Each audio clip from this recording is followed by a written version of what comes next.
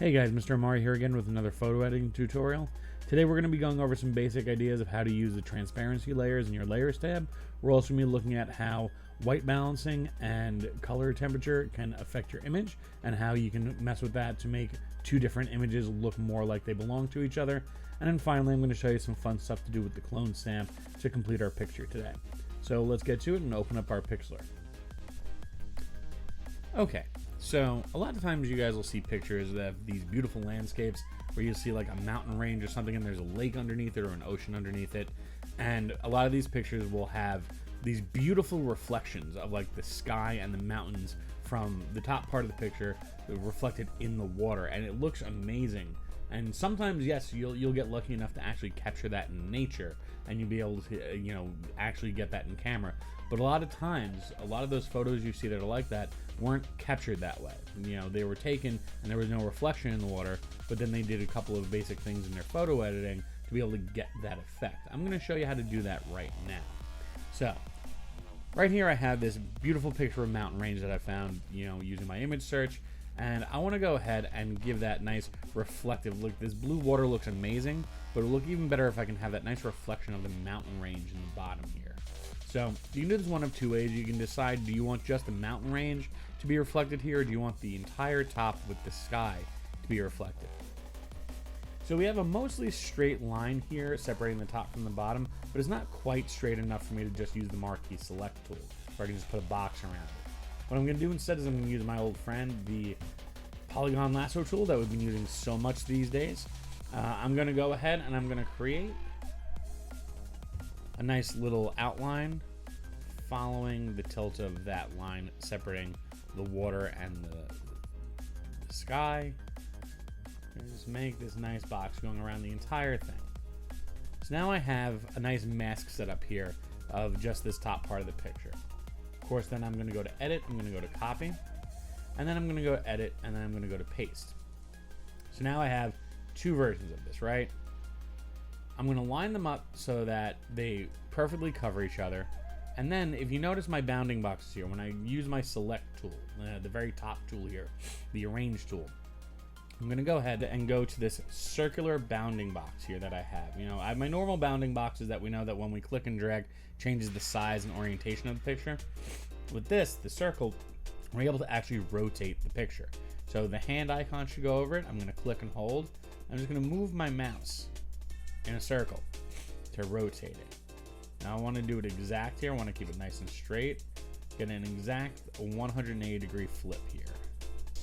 Okay, we can always adjust that later once I set it. So now I'm going to take it, I'm going to bring it down, I'm going to put the two lines right touching on each other. Now, while this looks kind of cool, it just looks like I pasted two things together. I don't know that this is a reflection of water. So the nice thing that I can do is if we go over to our layers tab here, if we take a look at the layers tab, I have my layer on top, which has my, the added mountain range that I added to the bottom. If I click the three buttons on the left side, it gives me a lot of information, but the thing we're interested here is where it says transparency. Transparency is how much or how little light something sets through, right? When you, in Photoshop, when you set your transparency to 100, that means it's completely opaque. You can't see through it. It is not transparent at all. If I then click and drag that slider though, you can see where the layer below it starts being shown through. And what you do is just move the slider to taste. Like, move it until it looks good, until it looks like the reflection you want it to look like. So right about there, I have this really nice reflection of this mountain range with the sky and the clouds in the bottom part of this lake. Now, this is a really simple way of doing this effect, and it's a really nice way of adding something like this in. Now, what I also want to do is I want to add some more to this picture. Let's have some fun with this picture. Now that I have my mountain range here and my transparency set here, and I have this nice picture, let's mess it up a little bit. Let's do something fun, do something a little silly. So what I'm going to do is I want to make it look like I'm coming over the back of that mountain. I want to make it look like I'm giant, and I'm going to be grabbing the sides of the mountain and pulling myself over, kind of peeking over. To do that, I'm going to do one of the techniques that we already talked about. I'm going to be, taking separate elements. I'm going to go ahead and I'm going to use a set of hands that I found through an image search. Now remember, if you want an image that has no background image like this, where it's just an object with no white background, you can just search for, I searched for hands PNG, that's, you know, the letters PNG after writing hands, and I found a whole bunch of different types, and these two were the ones that were gonna fit the need that I have here. So what I'm going to do is I'm going to go to my hands that I have here. I'm going to copy the left one. Again, put a marquee around it. Hit edit, hit copy. Go back to my picture here. Hit edit, hit paste. Go to my arrange tool again. And again, I'm going to rotate it until it's where I kind of want it. And I'm going to scale it to a size where I want it to be. Where I don't want to be too big. I want it to look like I'm about the size of the mountains here, and I can kind of grab the tops of them and kind of pull myself over. Now here's where things using the transparency tool can be really, really useful. I want to make it look like the hand's kind of coming over the mountain, right? So what I need to do is I need to position the hand so it looks like it's coming over, and I need to get rid of the stuff that's not going to be important. One of the best ways to do this is I'm going to set it up basically. I'm like, okay, I kind of like this. I see where the mountain range is. I see where it's going to be cutting off certain things. But I'm not sure exactly what I need to erase yet. Because the way we're going to do this is I'm going to erase parts of this hand. What I can do is if I want to see the layer below it, again, I go to my layer settings here. I go to those three buttons. I put my transparency down. Now I'm not going to keep it like this. This is just so I can see where the line of the mountain range is. So that when I go to my eraser tool, I zoom in on this hand here. I can still see the hand. And now I make sure I'm on my hand layer, and I get rid of everything that's below that mountain range line. Now using that transparency change really helps me to get that perfect line here without, oh, see, I actually messed that up. Helps me get a perfect line here without too much effort, because I know exactly where the mountain range starts and ends. Now, when I put my transparency all the way back up, I have something that looks like it's kind of coming over the mountain. See, this helps kind of sell the sell the illusion that a hand's coming over the back of the mountain. I'm going to go ahead and do the same thing using the right hand. I might fast forward this to the 800 times speed like I normally do, because I'm just going to be doing the same thing.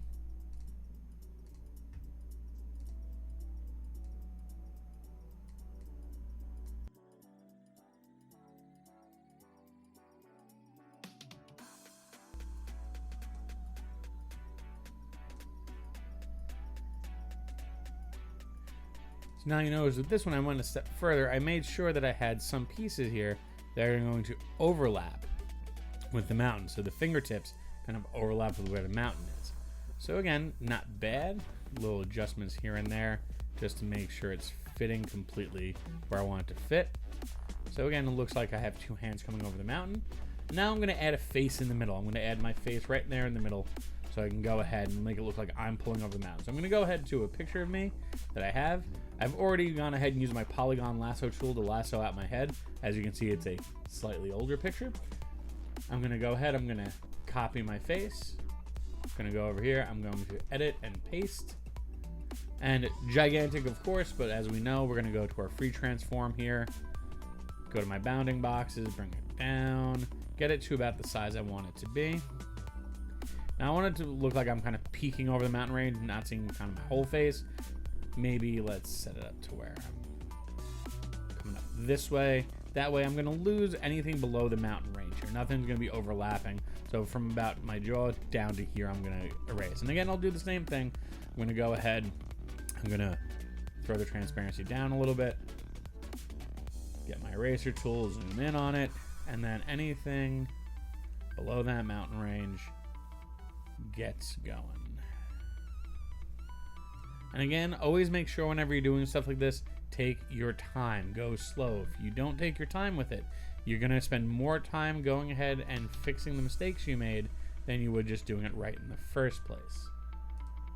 Now the other thing I'm going to point out here is that you'll notice, yeah, I actually need to fix that a tiny bit. You'll notice that the color of my face doesn't quite match the color of the scene around me, right? That's a problem. I want it to look like I belong in the scene. I want it to look like the hands are my hands. But this has a much bluer look.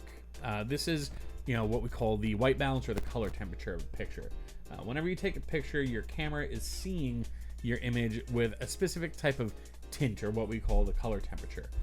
Depending on the type of light you use, depending on how your camera's set, it's going to look warmer, that is a little redder, a little yellower, a little browner, or a little cooler, a little bluer, a little less warm and less red. The nice thing is, let's say, okay, I took this picture, I had the settings set wrong. This was taken under the fluorescent lights, which have a very cool light.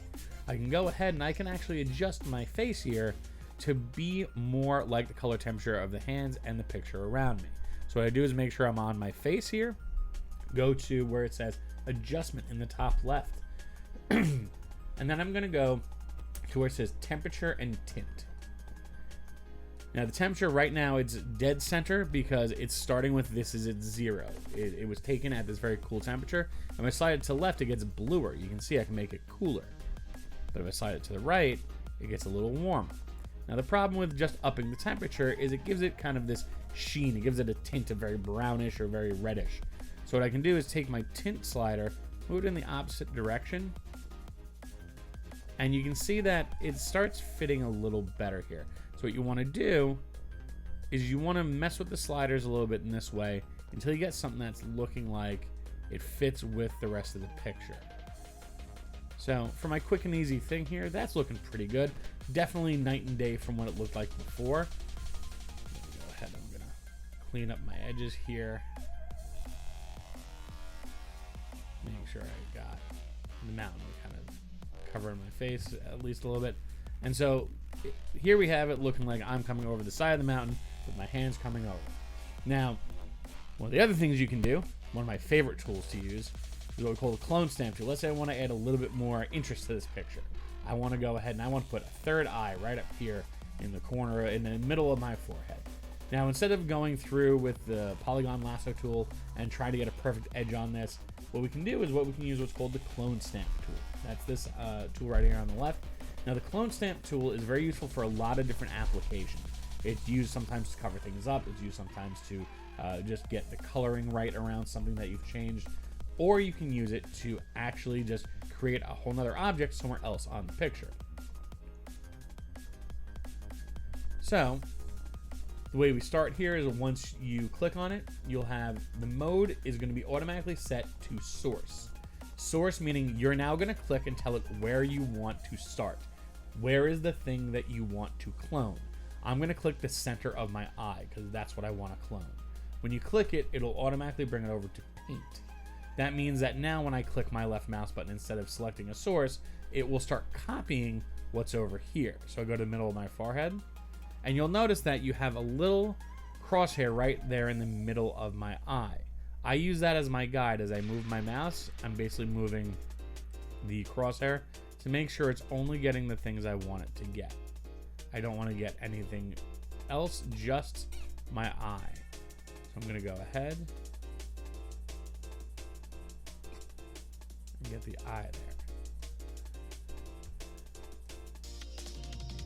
Now I have me with 3 eyes in the middle of my, with a third eye in the middle of my head.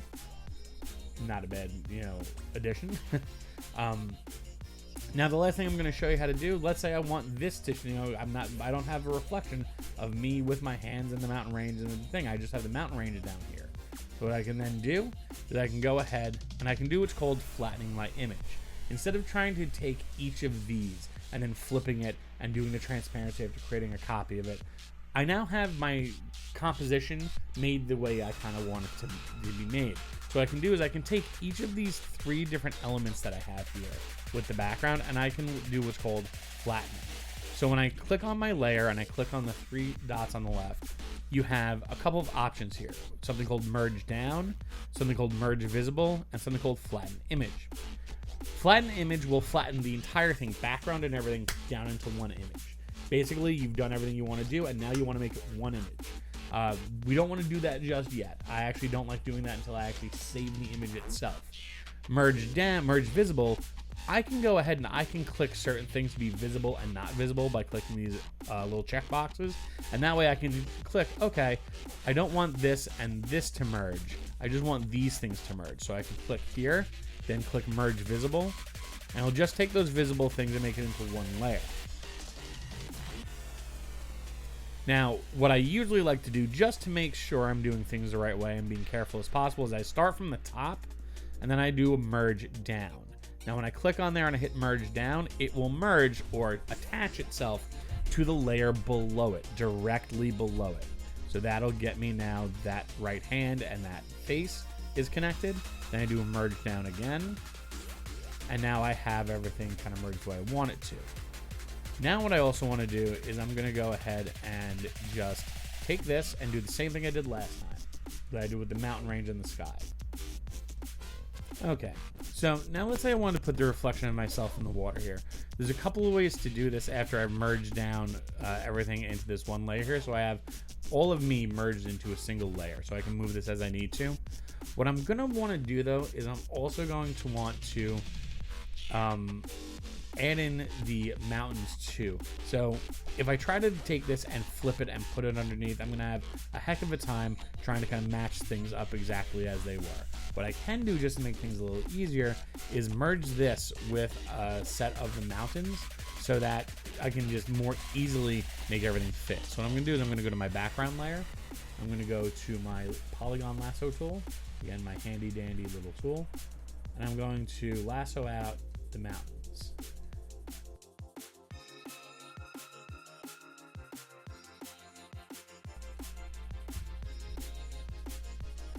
Now then, of course, after I've lassoed it out, what I'm going to do is I'm going to copy it. I'm going to paste it as a new layer, and I'm going to match it up so that it 100% fits with the previous layer.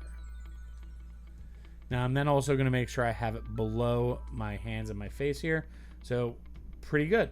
The reason I want to do this is so that I can take this top layer of my hands and my face, and like I did with the hands and face, I'm going to merge this down. So now I have this whole thing of me on the mountain range as one piece. Then all I have to do is I'm going to go ahead, I'm going to copy that layer or duplicate that layer. I'm going to take this bottom layer here. I'm going to flip it, just like I did with the mountains in the sky.